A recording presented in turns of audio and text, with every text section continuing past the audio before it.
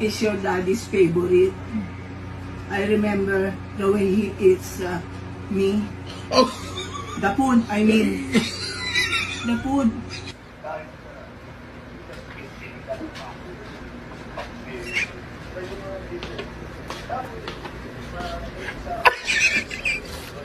I just want to make a normal video just to say I love you to my daughter.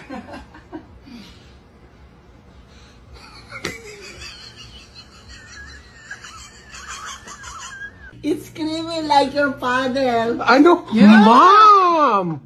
That's so.